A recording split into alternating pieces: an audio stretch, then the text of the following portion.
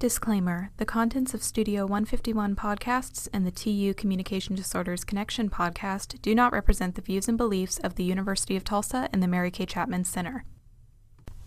Hello and welcome back to the TU Communication Sciences and Disorders Connection podcast. My name is Reagan Shull and I'll be your host today. I have with me today Caroline Lohse, and she is an undergraduate senior in our speech language pathology program, and she is here to talk with us about applying to grad school. Welcome, Caroline. I'm happy to be here. Absolutely. Okay, well, we'll just go ahead and get into it. Caroline, if you want to tell us a little bit about your application to grad school process, maybe what you've done to prepare.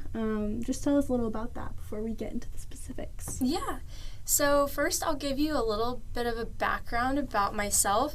So I knew since I was, I think, a freshman in high school that I wanted to go to the University of Tulsa. And I visited when I was a sophomore, fell in absolute love with it, and ended up here. And so I have had such a great experience. I have not always been in speech path world, though. I was an accounting major for the first 2 years of college, and then I switched my major my junior year. So I have really only been involved in everything for the past 2 years, not even. Yeah. And I was not happy doing accounting. I had an internship and knew I needed to make a change. My younger sister goes here, and she is a speech path major, and she loves it. And so she suggested, hey, why don't you just talk to my advisor, and it'll just give you a choice, because I felt really stuck. And I met with her advisor, and she was like, hey, it'll work out for you to graduate on time if you want to do this. And so I really committed to it, and thankfully I love it and have had the best experience ever. And I'm so grateful that I made the switch, and I have already experienced so much fulfillment, even in school. That's awesome. Tell us about where you're at in your application process.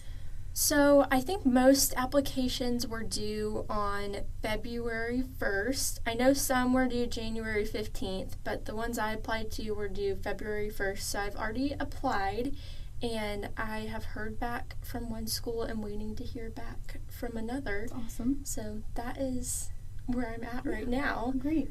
Awesome. So you've applied.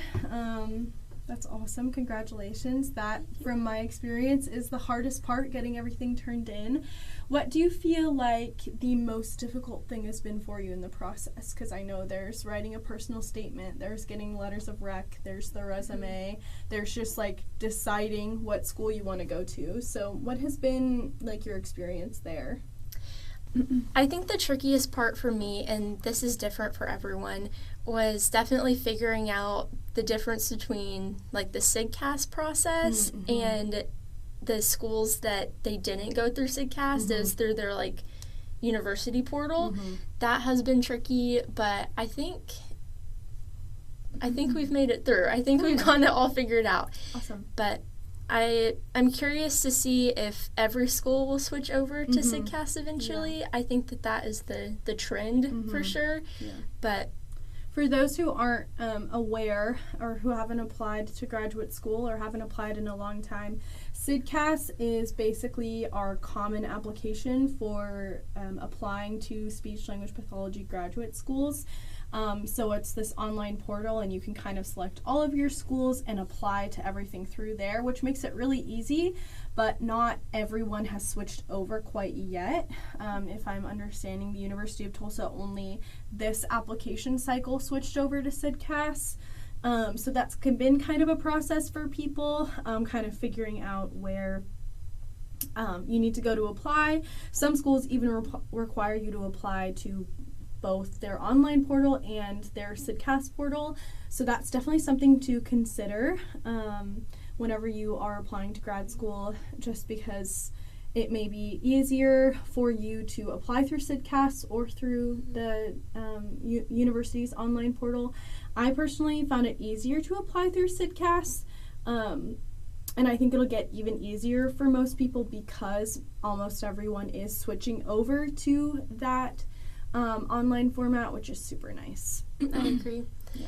I think some general advice that was helpful for me was take advantage of your, here it's called King Careers. I don't know what it's called at other universities, but most schools have people that will help you write your resume and look over your personal statement and give you advice and feedback.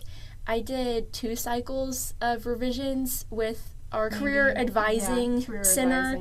So definitely take advantage of that and those services because, I mean, I think at most schools they're free. And so take advantage of it. It can only help you. Absolutely. And then also give yourself plenty of time. You do not want to be scrambling last minute 2 days before the deadline, stressed out of your mind. Like if the deadline is, so this applies for like next year's applicants really, but if the deadline's February 1st, maybe set a mental deadline for like January 15th just to give yourself plenty of time to make sure you have everything in. Yeah, because especially if you are waiting on recommendations, you don't want to ask for those recommendations really, really late, because if you want a really good recommendation, it's probably wise to ask them pretty early so that they can have enough time to write you a good recommendation, as well as, you know, not be rushed into writing that. Some people, some professors or professionals, whoever you happen to ask, take a really long time to write your recommendation because, you know, they have a million other things to do, or they can do it in just a couple days. So definitely keep that in mind. Also, keep in mind who you're asking for recommendations, and if you think that they would write you a favorable recommendation. That's really important. You never know what they're going to put in there. However, I think it's really important to consider your clinical faculty, or, you know, your boss at whatever job you're working, if they would write you a favorable recommendation, which I think is one thing that Dr. Foyle, our graduate school advisor, she definitely recommends to all of us. So yes, and then a way to kind of help with that is when you ask for them to write your recommendation, if you're not sure, you can always give them an out. Like you can say, hey, I would really love it if you could write a letter of recommendation for me for applying to graduate schools. But if you are really busy with XYZ, like, I understand. Because then it gives them the option to say, oh, like, I don't really have time, but thank you for asking. But hopefully you have trusted people that you can write your rec letters for. I'm just saying if you're feeling uneasy about it. Yeah, absolutely. And then just some advice for choosing where to go. It's best if you can visit in person, because I feel like it's really hard to get a feel for the different programs looking on online resources. For sure.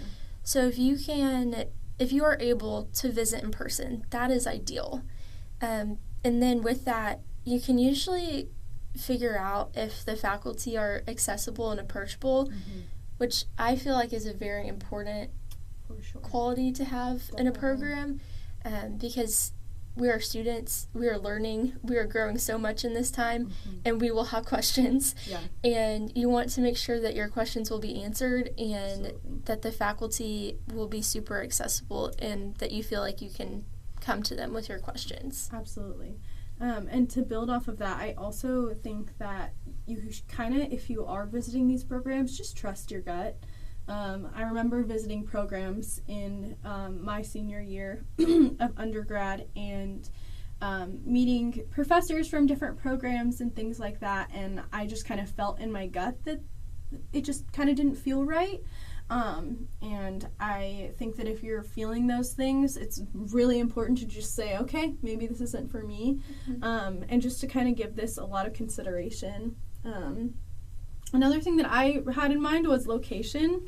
If you kind of have to consider what you value. So if you value being close to your family, Maybe applying to schools that are really far away is not going to be on your priority list, or vice versa. If you aren't super close to your family, or even if you are but you want a new experience, that's really important. You also want to consider if they are a really big research program. So our program requires us to do either original research or a systematic review, and that was a decision that factored into my choosing of a grad school, because I didn't necessarily want to do original research, but I think it's really valuable to have to write a scientific paper like that. And then obviously, like, cost really matters. Mm-hmm. So if you're going to be able to get any sort of financial aid or maybe a graduate assistantship, those are definitely important. And then with visiting schools, you're also deciding, like you said, where you're going to be living Right. for the next two and a half years, potentially longer Right. if you start working in Mm-hmm. the same city that you went to school in. Yeah. And so that's another reason why it is important to visit if Yeah. you are heavily considering that as an option. For sure. Because I know most people apply to two or three schools that there would be their top choice, and then maybe a few more as like a backup option. Mm-hmm. So the ones that you are heavily considering, I would definitely make it a priority to visit the school in For person sure. if Yeah. you're able. Absolutely. If you don't end up at your first choice option, it's okay. Like, you are going to graduate and become a speech language pathologist, Right. which is the ultimate goal, Mm-hmm. no matter where you go to school. Mm-hmm. And in the grand scheme of things, 2.5 years, it is going to go by so fast. And maybe it wasn't your first choice while you're applying, but I bet you'll grow to love it and love the people that you're doing it with. Sure. Because, I mean, I would love to hear your experience with your cohort and Yeah. the friendships that you formed in grad school. Yeah, absolutely. So my cohort in undergrad, excuse me, we were pretty close. We were pretty small undergrad. Our cohort size just happened to be on the smaller side, and we were super close. And so I was really worried that I wouldn't achieve that same closeness in graduate school, just because, you never know. People are coming from different schools. They already have other friendships. Some people are in really serious relationships. Some people are much older than you. Like, grad school is such a melting pot. I think what's special about that is that you just receive perspectives from all different kinds of people, which I think is really important. Like, in our cohort, we have someone who has 6 kids, and she was a special ed teacher for however many years, and so she has a really neat perspective. And then we have somebody who is from a different country, and she has a really neat perspective on styles of therapy and things like that. And then I think that our group of, like, women in our cohort are just really smart, first of all. They're super smart. We bounce off of each other. I think we also just, like, support each other in the chaos of every semester, because grad school isn't a joke. It's probably the hardest thing that I've ever done in my entire life, which is not to scare anybody listening. It's just a fact. It is such a hard process, and leaning on the people that you meet in grad school is really important, even if you're like, oh, I'm never going to be friends with these people. Like, don't say that, because, like, You need them. you need them, absolutely. And you might be so surprised with who you find fellowship with and who you find friendship with. Especially the group of graduate assistants. So in our department, we have a handful of graduate assistants, and we're all from the same cohort. I think we've really learned to build off each other and learn teamwork with each other, maybe people that we wouldn't necessarily always find in, like, undergrad. So I think that's been really, really special. I also think that the people that speech therapy attracts are really good people. We're people who are pursuing a master's degree because we are hoping to make a really, like, big difference in the world. And I think that's a really important thing to remember, that we're all striving for the same thing. And we all kind of want the same thing, whether we work in a hospital or if we work in an outpatient setting or a school. Like, it's honestly a really great field to work in because you meet people that are very similar to you or have the same goals as you, and we're all kind of supporting each other through that because we know that we want us all to succeed and graduate.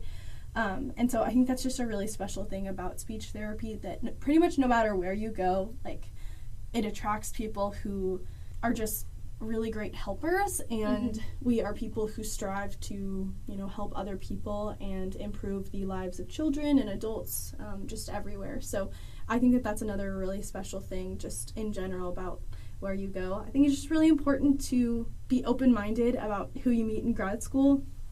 You're going to be forced together anyway, so you might as well make good friends with these people because they are going to be the ones that understand you the most. Like, you can talk to your husband, wife, boyfriend, girlfriend, you can talk to your parents about grad school, but no one really understands it unless they've gone through it, and I think that's really important to have other people to lead you and to, support you. So, yeah. That shared vision is everything. Absolutely. I feel like. Yeah, definitely. Okay, so kind of pivoting just a little bit to the clinic aspect of graduate school and undergrad. So you have a client this semester, in your last semester of undergrad. I want to know, how has that experience been for you? What do you wish that you knew before you had a client? For people who may have a client in undergrad or be starting clinic in their first semester of graduate school, just kind of share about that experience. Yeah. So, like Reagan said, some programs offer the opportunity to have clinical experience and will let you work with a client in undergrad your senior year. Others, it starts once you enter grad school. Plugging University of Tulsa here, they let you have a client your senior year. And I think it has just been such a helpful experience because I am able to kind of dip my toes in the water before jumping in. And I have learned so much already. Just some advice I would give is, this is actually advice that my mom always tells me whenever I am experiencing a transition or a new semester, just anything new. She says, give it 3 weeks. There will be a transition period of at least 3 weeks. And so during those first 3 weeks, do not be hard on yourself. You are learning, you are growing. And then something I've learned as a senior too is that the first year grad students are in the same boat as you. They are not experts either. They are still learning and growing. And so if you're expecting them to give you grace, give them grace as well. There is never enough grace giving in grad school. Yeah, for sure. And you are not going to be the perfect clinician during your first therapy session. No, absolutely not. It is a learning curve and a process, and it takes time to build confidence too. Definitely. And so if you finish your first session and you are just feeling uncertain, that's okay. You did not pick the wrong field. Stick with it, and I bet 3 weeks later you will be loving it. Yeah. That was definitely my experience. That's really great advice. I think the 3-week transition period is really awesome advice, just for grad school in general, because you're going to kind of feel like you are running around like a chicken with their head cut off for the first 3 weeks, or maybe the first month. You never know, and that's completely okay, because honestly, everybody is in the same boat. We're all coming from different backgrounds and having different experiences, so if you feel like one thing is easier for everybody else, first of all, probably not true, and second of all, we all take our own time to get steady on our feet. And I really like that advice. I think that's really important for sure. And then definitely try to focus on the good things that you think you did during a session. My struggle, my first week at least, was I would take the one thing that I thought I could do better, and I would just focus on that one thing. And if you did 99% of the things good during your session and you're only focusing on the 1% that you maybe did poorly, that's not a good mindset to have. And I'm thankful that I learned that very quickly and adjusted my mindset, because really, if you're not focusing on the good, then you'll never grow, because Absolutely. the goal is to improve and to keep doing those good things. And so if you're only focusing on the negative, then it's hard to have a growth mindset. Absolutely. What is something that you wish that you could tell yourself before, like if you could go back to Reagan before grad school and tell her and just have a conversation, get coffee with her, what would you say? I think that naturally, a lot of the people who come to this field strive for perfection all the time. Now, that's not the same for every single person. Obviously, everybody's different, but a lot of speech paths are type A or just very organized or strive to perfection all the time. And I feel like that's kind of how applying to grad school is anyway. Like, if you're applying to grad school, you are striving for more than a lot of people strive for. So I think, like, what I would say to myself is that 3-week transition advice is really great, and I wish I had remembered that for myself.